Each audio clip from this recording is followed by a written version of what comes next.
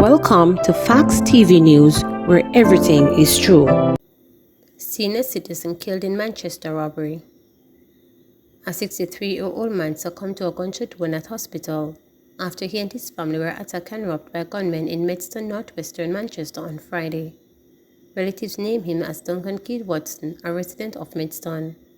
Watson, the husband of Moravian minister, was reported at home about 1 a.m. when he reportedly heard strange sounds. When he went to investigate, Watson realized that people were trying to break in.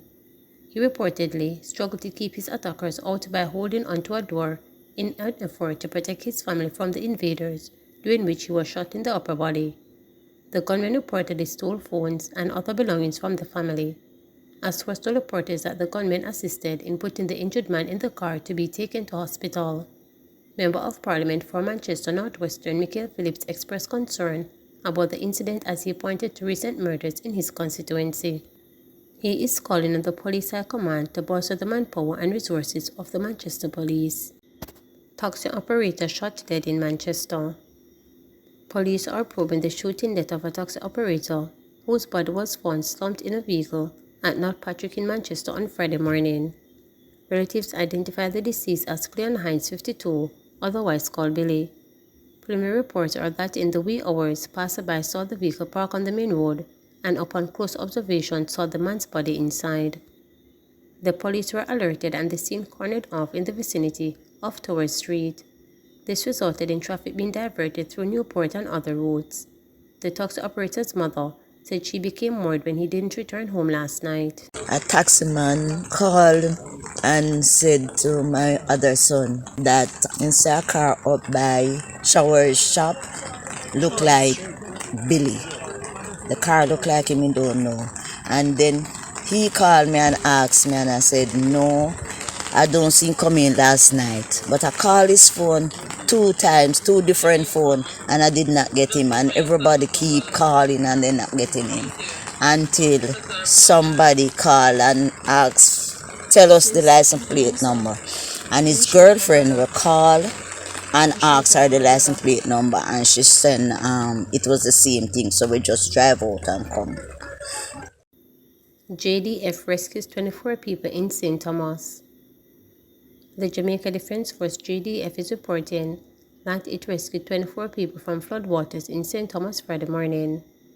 The JDF said that the search and rescue occurred at the intersection of Amity Hall and Golden Grove in eastern St. Thomas. The rescued persons were airlifted to the Wheelaters Field Community Center. The report follows a viral video posted to social media in which a female motorist was recorded pleading for assistance.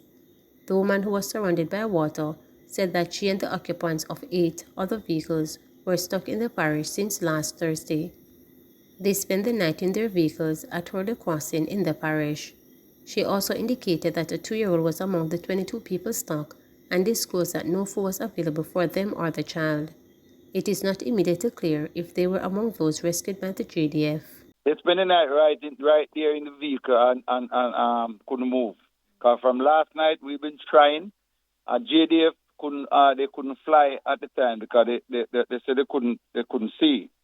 So we try with the fire department with the fire truck, and they reached as far as the Golden Grove with another truck, and it was impossible. So they abort it. So this morning, the JDF come on board. Then they make about 2 or 3 trips with the helicopter and lift them from the air and carry them to the community center. But the community center is not a fix for the disaster, the shelter. So we are now trying them to move them so they can get to the house, to the home, or carry them at Martby, where we have a shelter where they can use. So, and get a warm meal. So we are in the process now with somebody who have in the area who have a truck, and then probably the truck is the ice thing, because the fire truck can't go in that water to take them. The major issues now is that from Landaway up, which would be Landaway Ramble going up, we have major challenges accessing the communities. So I would indicate that there may be as many as 20 districts that are now affected, meaning the individuals cannot come and go as they please. We have landslides, Hagley's Gap is blocked, between Mahogany Vale, the river, Yalos River in the hills and up. So we have concerns. We have Albion, Bethel to Albion locked off, so we are affected in Richmond Gap, Richmond Vale, and those areas, Albion. We have an area that we call Mount Vernon Gap at the top.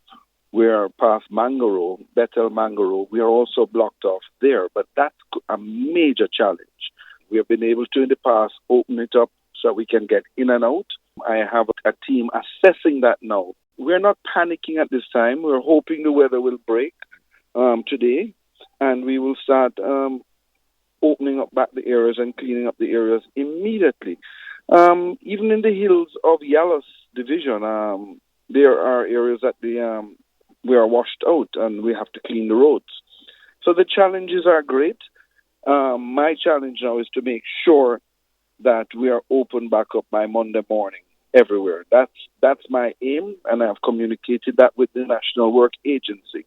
We have rivers that are threatening and damaging our districts, from Hillside in Trinityville coming down to Danvers Pen. Also in Trinityville, we have areas where we have a weak river training, a lack of river training affecting us in Seaforth and York. So the truth is, we are calling for major river training now to protect these districts and areas as we go into 2023, 2024. Let's hope we get out of this period without any loss of life. 21,701 students enroll in sixth form pathways. A total of 21,701 students are enrolled in the sixth form pathways program for the current academic year. Making the disclosure during Wednesday post-cabinet press briefing at Jamaica House, Minister of Education and Youth Favor Williams said that the program is being offered in 169 high schools and 40 tertiary or post-secondary centers. In order to get these numbers where we are, obviously, we had to do some work.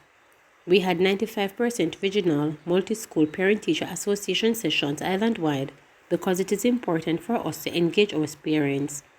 We had some 153 special meetings facilitated with grade 11 students in high schools, including independent schools and, of course, resensitization sessions with secondary school staff. We are off to another great year for our sixth form pathways, she stated. Minister Williams said that for 2022-2023 academic year, about 43% of students completed some 80 hours of work experience, noting that new cohorts will be similarly engaged. We want to commend all those institutions that continue to be on board. We know our students are engaged very deeply and meaningfully in the sixth form pathways program, she noted. After being piloted in 2019, the sixth form pathways, or the 7-year high school program, was launched in September 2020 to allow students to graduate from secondary school with one or more of the following: an occupational associate degree, certificate or diploma within an occupational discipline, or an accredited Council of Community Colleges for Jamaica, or University Council of Jamaica UCJ associate degree. Students can also graduate with Caribbean Advanced Proficiency Exams CAPE subjects, diploma or certificate, or a CAPE associate degree, National Vocational Qualification Jamaica NVQG, and or Caribbean Vocational Qualification CVQ at levels 2 and 3. Please remember to subscribe, like, share, and click the